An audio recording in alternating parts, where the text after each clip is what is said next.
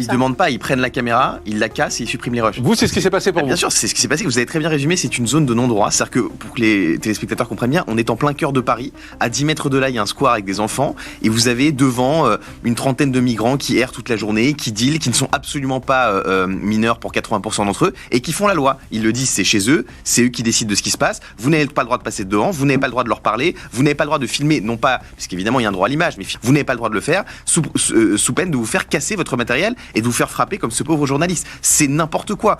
Et le pire, c'est la police municipale. Alors, la police fait un travail formidable d'une manière générale, mais la police municipale est très gentille avec eux, et on a même vu un policier être presque complice et taper dans la main, faire ce qu'on appelle un check à un des migrants. Enfin, c'est complètement lunaire. Oui, parce qu'ils ont des ordres, de toute façon. Je pense qu'ils ont des ordres de ne pas les déranger. Ils ont des ordres de ne pas intervenir, de ne pas les déranger. Bien sûr. Non, mais ce qui se passe, c'est honteux. Et nous, on était en tournage, donc nous, on s'est fait aussi insulter, traiter de tous les noms, surtout par les membres des associations qui mettent de l'huile sur le feu. Je tiens à le dire, parce que les migrants, je pense qu'ils sont pas là par choix. Encore TV International, le chemin de l'information.